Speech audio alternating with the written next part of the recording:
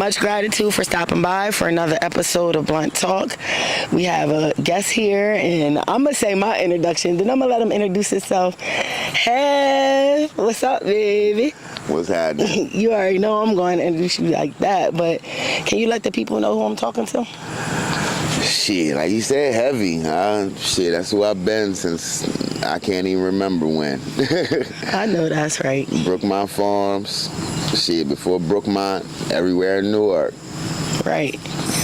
So, I got you on here. It's a couple subjects that I want you to run through. I'm not even going to lie. And y'all know this is Blunt Talk. Nothing gets swept under the rug. So we don't practice shit. So it is what it is, and it's going to go how it's going to go.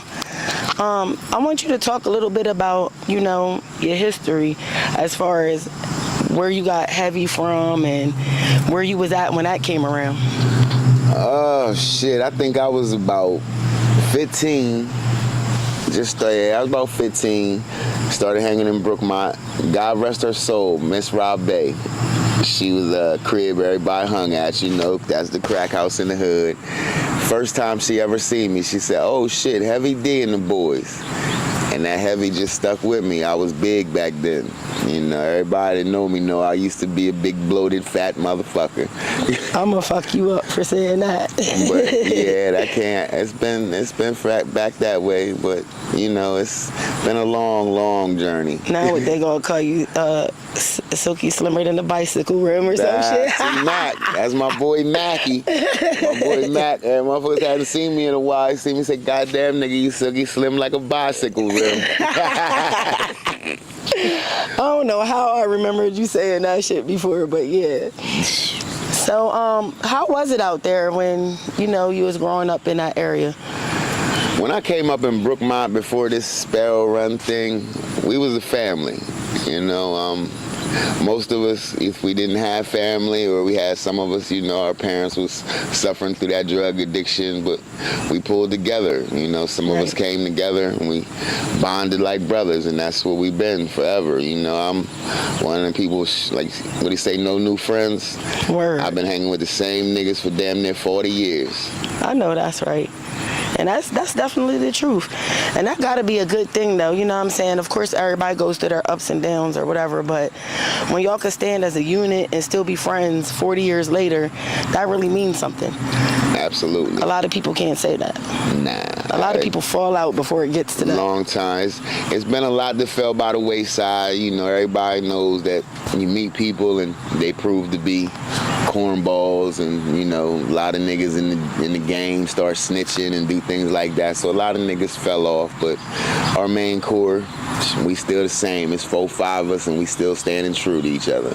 I know that's right. You got into a lot of shit when you was back in that hood, though. When we was young, it was fun. Now I look at it and say, shit, I'm glad I made it here. I'm 50. I'm damn near 55, and I can remember being young, never thinking I'd make 25. Saying, "Fuck it, I'm gonna do whatever I do, and that's life." Yeah, and if it wasn't the gray beard right there, I don't think nobody would even associate you with being 55 because you look young as shit. And why I keep my gray. Honestly, I love my gray because it's like a trophy to me. Right. Like I said, everybody been through shit. Everybody been blasted at. Niggas done hustled, niggas done went to jail. Like, we all did that. Everybody do the same thing over and over again. But I made it, is what I look like. I don't live in Delaware no more. I done went to the South, and right now, every day, I get to celebrate a family that loves me, children that love me, and I love them. That's my world. And that's what it matters, right? Yeah, I made it. That's the way I look at it. And that's where it's at. So when you say you made it, right, a lot of people who won't know, and there's a lot of people who do know, who like to be reminded, where did you make it from? When you say that, what do you mean? I come from the same place a lot of motherfuckers come from. I remember being poor and broke when I was a kid, struggling. Mom working 2-3 jobs to try to pay bills, and everything else was just, what you had to do. One day I said, shit, I got to take care of myself because my mom can't do it. I hit the streets. And, like I said, at a point, I didn't see nothing but the streets. All I wanted was to chase that drug money, but I mean, I said, I tell my kids, everything my children want to do today, I've done in my life. I've done everything I wanted to do. I've traveled, I've had fun, I've had the big house, I've had the small house. I've been on the street, I've had nowhere to go. I've had everywhere to go. It's an up and down life, you know. A lot of times it was down, but I said that core of us, we stayed together and you know, we came up. Like at one point we had started a studio, Fettyville Studio. Shout out to my nigga Gate, right? My nigga Hurt. We put a studio together and our motto was stay down till you come up. And that's what we did, you know. Fettyville Studios, it popped for a while. 1,000 Productions, we did some videos, even made the radio a little bit back when, what was it, 102.1 was on. Right. That was a good time in my life. I enjoyed that. Would you revisit it if there was a chance? Oh man, absolutely, absolutely. Time went by so fast and things happened. Fucking the police shut my shit down. It wasn't, you know, that was on some other shit. We got shut down because of another motherfucker shit. But I wish I started it right back up. Right. It was, you know, that was definitely the music. I still love music to this day, and just, I mean, it was a place of solitude, you know. I still feel like some of the music that y'all made back then would still be some hit right now. Oh man, shit. Shout out to Herc, because Herc's still putting it out. Herc in his basement still recording music. I don't care what nobody say, niggas from Delaware, whatever. Herc the Jerker, one of the best ever. I gotta get him on here then. Shit, listen. Make it happen. Herc is definitely one of the best rappers in Delaware ever seen. Shout out to Cage One, the group, Pooch, Mix, Mike C. They originally started that thing back in the 80s in Brookmont. Before motherfuckers was even thinking about rapping, they was already doing it. We tried to do it. We tried to do what we could do. You know, we did it the best we could. We laid it out. Got some write-ups in the paper. Met a lot of different people, traveled a little bit. It was fun, you know, but it was something I could have left my kids. I would have loved to have been able to leave our children businesses. Right. But, you know, now one thing that a lot of people are getting into is what I believe in, black wealth and, you know, black independence. I teach my kids. I don't run my kids. I'm not worried about them. If they go to college, that's great. If they go to college, you got that. I've had, you know, my daughter, she went to college. She's doing her thing, my oldest. But I got them on paths, you know. You want to start your own business. That's the way we make our wealth. We don't want to work for nobody. Absolutely. You know, so I got all my kids moving in directions of businesses, and whatever help they need, I'm going to give them, because I'm going to start them off. I'm going to make sure they don't have to struggle the way I did. That's the point of all this. That's right. That's smart, because a lot of people don't focus on the mistakes that they made themselves and to help their kids not to make that. But then again, sometimes when you do try to, what's the saying? You can lead the horse to the water, but you can't make them drink. Yeah, because we do try sometimes to lead children, and they just want to do what they want to do. They want to be your younger self and think that they can be better than you were at your younger self. When you trying to tell them, we ain't even want to be our younger self at that time, you know? I think I'm blessed in a lot of ways, and I think with my children, I think the reason they listen so much is my oldest son, AIRRION. Of course, everybody know when he was 17, he got killed on the Ave. Yeah, sorry to hear that. He was me, you know, and he was the one that he seen me at a young age, and he seen heavy. You know, like I tell people now, my name AIRRION. I'm a grown-ass man now, you know. But he saw a lot of the street shit that I did, because I didn't know no better, you know. I thought it was cool. I had him with me when I was young and dumb. Right. So as he became a teenager, he gravitated toward the street life, and, you know, I tried to pull him back, but I couldn't save him. You know, it was his decision, and, you know, in his mind, he wanted to be who he thought I was back then. And, you know, I never spared the ride with none of my other children. You know, I explained to them, you know, what life was and what I've been through and what happened. I share, you know, everything blatantly with them. It's no cutting, no corners, you know. I let them know, if you make these moves, the repercussions is this, period, point blank. And in this day and age, these streets, at least when I came up, there was love and camaraderie, you know. There was one or two niggas that wasn't true. Right. Now, you can have 10 niggas and 9.5 of them ain't even cool. That's facts. You feel me? It's sad, but that's facts. Everybody's all about self now. It's nothing, it's no love no more, it's no community. It's just about getting money, having a little bit of fun. And the fun don't last, because when you're in jail, what you doing? Sitting there crying. Facts. And nobody thinks about that. Just like your younger self, I'm pretty sure you touched over $1 million back then. And if you was thinking now, I mean, if you were thinking back then the way you think now, when you had that money, I'm sure you'd have brought some land. I was an asshole. I'm gonna call it flat out. If I knew what I knew then, I had a gambling problem. Like everybody else that hustles, we gamble, we smoke weed, shit like that. I was one of them fools, wasted thousands and thousands shooting dice, playing poker, and if I could have it back, darn right, I would. Every dime of it, I would have bought land in the South and been sitting on my acres and acres right now. Facts, and a couple businesses, right? And businesses. Because I think about my younger days like, damn, I know I touched over $1 million, and it's just like, when I look at the struggles that we go through as an adult, knowing that when we did stuff that we did and we didn't even, nobody taught us that shit though, you know what I'm saying? Nobody said, listen, when you're doing wrong, use your wrong to get out of it. Use your wrong to stay away from it. Now I'm telling kids, don't even do wrong, because now it ain't no time for that shit. No. It's really not. It ain't no plus side to it. Like it's not. Said, when you think about it,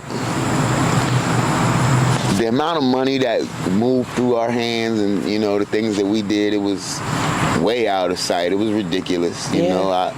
And it's, you know, niggas done had a lot of money, but when you think about it, when you think about the stress, when you think about the jail time, when you think about the homies you lost, the family you lost, hustling, you might as well got a regular job. Get a regular job and save your money, and you'd be doing just as good right now. If I got friends that I went to high school with that didn't touch the game, and I look at them now, and all I can do is big up them. They done graduated from post offices, graduated from companies, and I mean they retired from these companies. You know, they living a life and never did a day in jail. Right.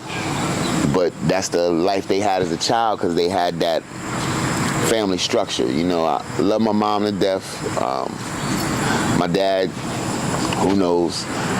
But that family structure was something that I didn't gravitate toward. My family was a church family, and when I was young, going to church, I don't want to hear this, you know, white Jesus telling me what I'm supposed to be doing. It never resonated with me. So the streets and having that family that was love, that's what resonated to me. Cage One, Brookmont, the niggas out there that I love and that love me, that's where my family was. So it wasn't no get out of it. It was something that in my mind frame, I was going to be there forever. You know, it was one day, I felt like everybody else. One day somebody might catch me slipping and that'll be the end for me, you know? Right.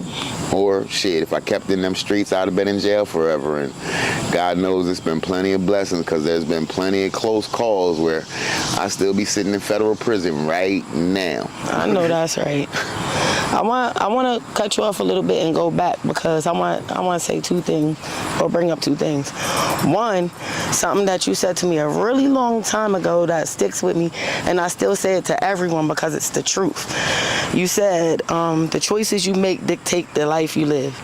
Damn right. And I live by that now, because at the end of the day, that is the fucking truth.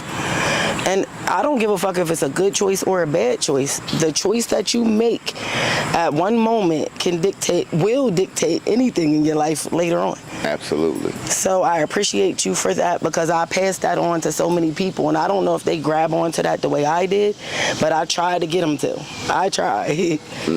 I remember when I first heard the old dude told me my faggot shit. I think it was probably Chill Will from the hood, my boy Meg dad, when I was a youngin'.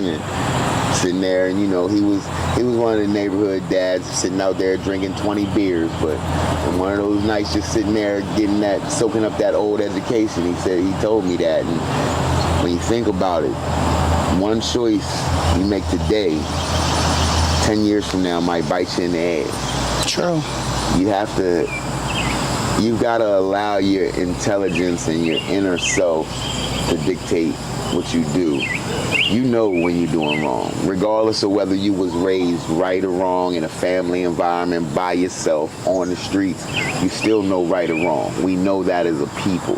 It's inherent in all of us, especially us melanated people. We know right from wrong, right. But we make choices because at the time we figure that situation that we're in, that's all we can see. We don't look past that situation. Facts. You got to look to where you want to be. You don't throw in the towel before you even get the fucking fight started. You know what I mean? You got 19, 20-year-olds that don't care about life because they don't see no life. They don't see themselves being 40 or 50 years old, but everybody can get there. You just got to make the right choices. And if you do make a wrong choice, when you make that choice, own that motherfucker. Own it, follow it up, and say, okay, well, we ain't gonna do that no more because I know it's fucked up.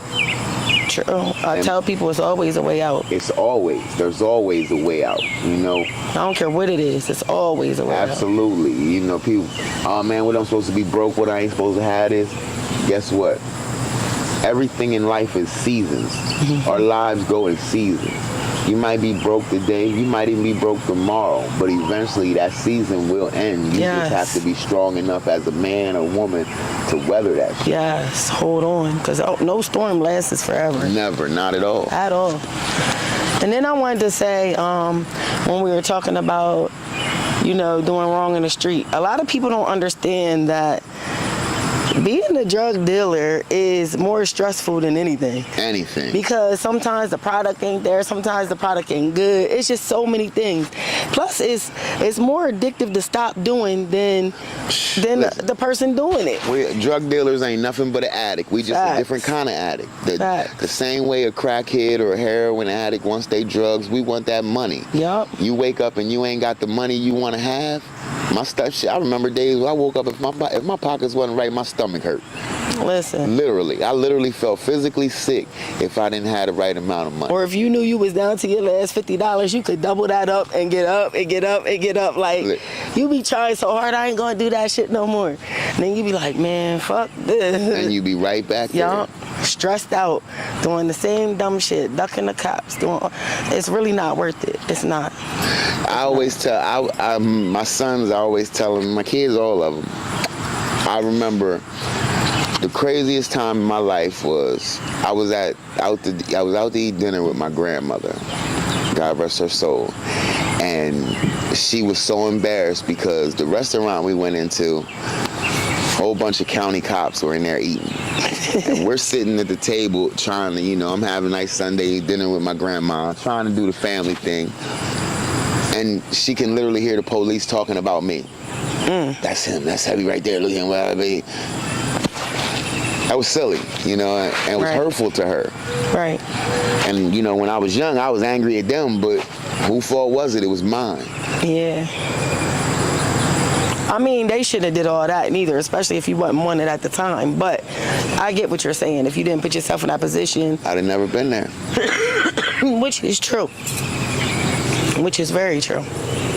So let me ask you, what would you tell these young people now who think that being on the streets is the thing to do? Man, all I can say honestly is don't do it. But if you feel like, let's be realistic. There's a lot of kids that the streets is all they ever gonna see and all they ever gonna know because their parents are kids. Shit, grandparents are kids now. You got 30-year-old grandmoms. How you be a grandmom at 30? That right there is telling you there's a failure somewhere because that means everybody's having kids before they even get to be before they get out of teenage years. True. You can't teach what you don't know. And the generations are slowly forgetting everything they know.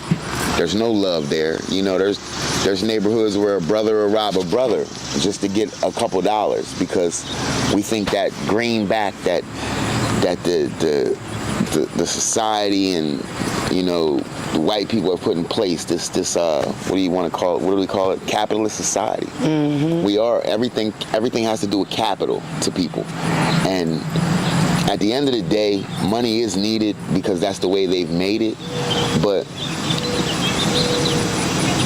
at the end of the day, too, that money gonna just drive you in the ground. And it's not just hustling. It's the person that gets the job and you work 50 years at the same job, but you work so hard to give your family, to leave your family money. Why do we as a people work so hard to say, okay, well, I'm gonna leave my family this when I die? I don't want to leave my family nothing when I die. I want to give it to them while I'm here. Facts. So I focus on building my wealth and things here and my knowledge here and pass that on to them. In the now. In the now. Right. You know, when I'm gone, only thing I want my family to be able to say is, man, shoot, I had a great dad. My friends to say I had a real friend. That's all I need on my tombstone. But everybody wants to, I gotta get this, I gotta get that. Get $1 million today. Guess what? If you in them streets, that $1 million you get today, 10 years from now, you ain't gonna have. That's true.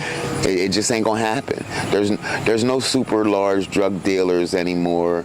There's, you know, if you ain't at the top of the food chain, you just at the bottom. And another thing, you know, I always loved to sit down with the older people when I was young and take knowledge from them. And one thing another older person told me, and it didn't stick with me as much. I didn't understand it when I was younger, but now I see it clearly. We struggle to get to the top of the ladder, right? That's what we say. I'm trying to make it to the top of this ladder. But when you get to the top of one ladder, you just at the bottom of another one. Mm-hmm. You always gonna be climbing. Yeah. You never gonna reach the top of where you want, because you're always gonna want more if you love your family and you love yourself. You gotta be happy with your blessings that you have, and you have to learn to take the beauty of things like this right here. Just sitting out in the park, doing this right here. When I was young, sitting in the park, you know what that consisted of? Me trying to get money. Yeah. There's plenty of times when, you know, I could have been spending that time with my older son that I miss, God rest his soul, miss him to death. One of the things I remember most after he was gone is I said to myself, well, damn, I wish I had more pictures and more times that I was with him. But he was right there, but I was just in them streets. Right. Always, shit, I need my son. I gotta go shop. School time coming. I gotta get him a couple pair of Jordans. I gotta get my daughter this. I gotta do this. Because they need this, because they gotta shine for other people.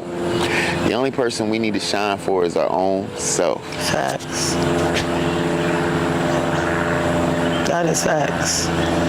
So I want to talk a little bit about that. How did AIRRION pass away, if you don't mind talking about it? You know,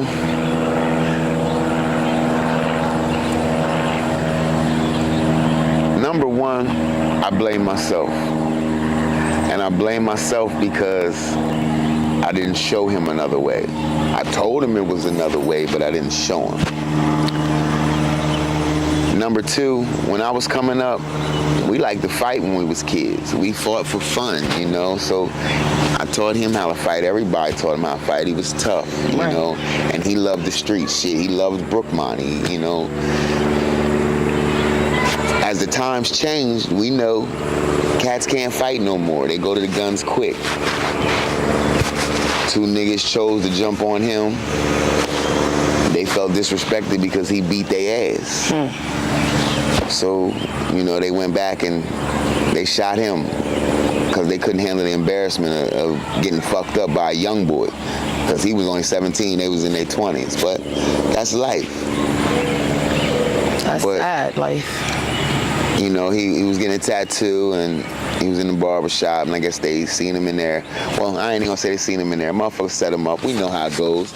It's the women in the streets they use to set you up. You know, and things happen. He got caught slipping. One thing, if you're gonna be in the streets, I'm gonna keep it 100 with you. If you're gonna be in them streets, keep your tool with you, because that tool might save your life. Don't think it will, because it ain't guaranteed to save your life. Right. But nowadays, hands don't do it no more. Ain't no fighting. We know this. You know, people, you got all these gangs running around, killing people for reps, and it's just silly that the life that we chose, hustling and being young, it's a whole different ball game now. Definitely. The deck was already stacked against us, and it was hard enough to make it. Now, the deck is stacked with 8 aces, and you ain't getting none of them. The dealer holds them all. Trust and believe. All of them. So since your son's passing, how has that affected your life?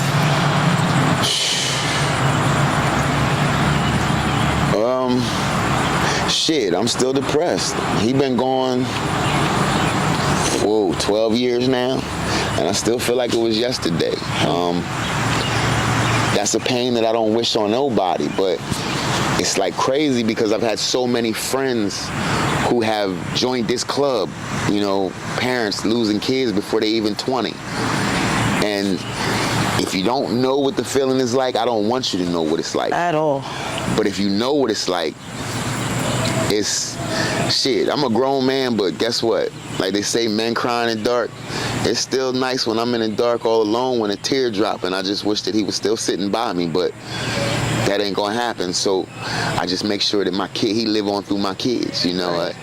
My children remember him constantly. They talk about him. They, you know, they constantly pulling up old pictures, and you know, he was here. We loved him, and we still love him, and you know, it's funny because I have a 7-year-old now, and my 7-year-old never met him, but he is him reincarnated. He acts just like him, talks just like him, greedy as hell like him. It's just, you know, the universe, what I've learned is the power that we have inside ourselves is immeasurable. I don't want to go on a spiritual tip because I know people are going to lose that, but trust and believe. We are gods. Yes. We truly are, and I truly believe that. Yes. I don't allow myself to believe that failure is an option anymore. I know that the universe will always work everything out for me in the way I need it to work for my family because I control my own universe. That's right. Nobody else does. Ashe. That right there is a powerful statement. And if a lot of people grasp onto that, then a lot of things will work out, you know? It makes things a lot, I've learned, everybody know I used to snap the fuck out in a heartbeat. I was a hot-tempered motherfucker. I was motherfucker heavy, crazy as a motherfucker. I used to snap constantly. Don't let that eye twitch. I was always, listen, I used to lose it. I don't got that no more. I barely get angry, you know, and if I do, it rolls off my shoulders quickly because I just realized that I control every circumstance. Yes. Whatever happens is going to happen, but my reaction is what I control. So once I control my reaction, I'm controlling that situation. Yes. That's what a lot of people don't realize. People have control of a lot of things, but what they can't control is our emotions. At all. That's one thing they can't take from us, our control. We choose to act the way we act. We choose to feel the way we feel. Of course shit hurts, but do we have to keep hurting? Nope. You know what I'm saying? We can choose when to stop it. Exactly. And when I learned that concept, sometimes I fall short of it a little bit, but you know, when I learned that concept, it made me so much freer as a person because now nothing's holding me. That's it. You get free when you realize how much control you actually have. Most of us growing up felt like we had no control. Yes. So we did the things we did to feel like we were taking control. But most of the shit we did spun us even more out of control. Yes. When you really realize that the control is right here. It's right here. Everything I do is right here in my hand. If I choose to go and shoot somebody because they done pissed me off, I chose that. Yes. I let them dictate my steps. And that was silly. The years I spent in prison for drugs, that was my choice. I did that. Most of the times I got locked up was on some craziness. And I knew it would lead me there, but it was me choosing to do this. Like, fuck that. Ain't nobody gonna tell me what to do. I'm gonna do my own thing. Word. What I realize now, like I said, is everything I do now is for my wife and kids. Period. Shout out to Tiff. Shout out to my wife, Tiff. We've been through a lot, but we've been together. Shit, we got married in 2012, and she's still right here. And, you know, I was young. Still right dumb. there too. Both of y'all are still with each other. Yeah, hanging in there, and it's we look at each other and we laugh. Actually, a lot of times we sit here, and we just be like, man, Can you remember 12 years ago, the shit that was going on 5, 6, 7 years ago? And it's just, once you grow up and really realize what life is really about and what matters, because at this point now I realize the only thing that matters is the smiles on my kid's face every day. Yes. You know, you know what makes me happiest in this world is every single day my children wake up, and you know the first thing all of them do, they come in our room and they say we love you every day. Aww. They don't miss a day without it. It's priceless. That's priceless. That right there lets me know anything I'm doing right now, I'm doing right, and everything else don't matter. That's right. That's right. Plus, you in like a more peaceful place now. Like you said, you moved down south. You know what I'm saying? It's just a whole different environment. And, you know, and it's crazy because the environment changed a little bit, but the drugs have migrated so far down south. It's meth heads and everything. It's like when I lived down south before, you barely even saw police. Right. Now it's just like being in the city. They everywhere because there's so many drugs and violence going on. It's killings. It's everywhere now. It's everywhere. You can't escape it no matter where you go. Right. So all you can do is, we need change. That's one thing black people always say. We need change in our community. We need change in our life. We got to do this. We got to do that to change. I agree. But what I realized is the only thing we can change is our family. One family at a time. If I change my family and set them on the right path, and then they set their children on the right path, what I've done right there is keep a generation of people going the right direction. And that's going to resonate into a whole bunch of people eventually because the family's going to last. But that's true. We've got to do it family by family. We can't. We know we don't have black leaders nowadays. We don't. They've sold out. There's not many black people you can follow. So don't follow. Be your own leader. Yeah. Lead your family into an era of prosperity and love. And allow your children to give that to their children. That's where we as black people can make it and turn the tides and actually become a powerhouse in this world again.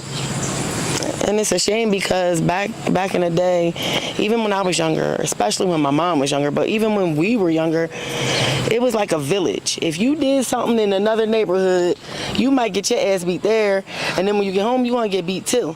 Because they done already told your mom, look, I done already whooped their ass because they did blase. But now, you try to correct, not even whoop an ass, you try to correct somebody's child, and they at you, not even knowing what the story was, not even knowing that their child was all the way wrong. It's just crazy.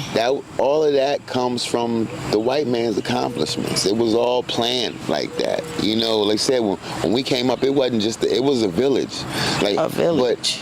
But us drug dealers, when we was young out Brookmont, we would pay people to cut the grass in the park. Shit, we built the park. Right. You know, you go in these neighborhoods now, kids ain't got no respect for the people that live there. None. You can't even, you see people sitting in your front yard hustling, and you can't even open your door and say, can y'all move, because they might shoot you now. Right. You know, when we came up, the people in the neighborhood they liked us because we respected them. That's right. You know what I mean? Everybody took out their trash. Even though we was doing hooligan shit, we still had community in our heart. Community. Exactly. Community barbecue. Yup. Now you have a community barbecue and 6 people end up getting shot. Yup. You know, there's no community. That's why all you can do is your family. The problem is it's no more love.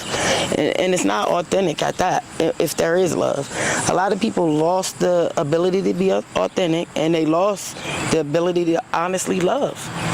And I don't understand what we need to do to get that back into this world. But like you said, it starts with your own family and pushing it out that way. It absolutely does. And that was my wife right there. Where you at? You should have brought her. Her behind was still asleep. We just drove up last night. She did most of the driving. I drove about the first 2 hours. Well, I drove to Virginia, so yeah, about the first 2.5 hours. And then she came the rest of the way. She drove the rest of the way. Right. We're about to wrap it up, though. You know, it ain't gonna keep you too much longer. Community is definitely something that we've lost. So build our own. You True. know, family by family.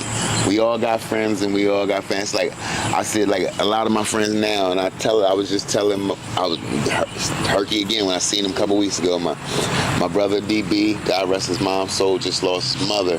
Sorry to hear At that. the funeral, I was telling everybody, we got to get our families together. Our kids should know each other like we knew each other. Right. And that's where the community comes in, building it back together, you know. Right. Don't let it fall apart and leave it apart. Put them pieces back together, and eventually, one day the puzzle will be complete. Well, maybe one day that y'all all get together and start doing that once a year at least, you know? I hope Start so. with that. And then, because That's what I everybody's told him. moved kind of far, you know? Yeah, like I told him, we got to figure it out. We definitely gonna figure it out. We got to figure something out. But don't let the figuring out take so long that someone else passes away. You get what I'm saying? Listen. So, like, get on top of that ASAP. Even if it has to be indoors in a way. That's the thing. I've lost so many of my homies. Shit. God rest Jigsaw. God rest Farm Boy. Yeah. Omega. Yeah. Niggas by the wayside, just to, you know, and before you lose too many people, go back to that core that you got, that brought you through them tough times, and remember, it's strength in numbers. When you by yourself, it's easy to be ran over by the establishment. But when a couple stand together, like you always say, when you put your hands together like that, it's a gate, it's a fence. Can't nothing stop you if you got some help. I know that's right. And is that all you want to say for the people before we end this, or you got one more thing you want to say? Listen, stay away from them streets if you can. Trust and believe. At the end of the day, it ain't no win. And that's just period. And be safe. I know that's right. Well, much gratitude for you even giving me some of your time, because time is precious. You can't get it back. And much gratitude for y'all watching. Have a great day.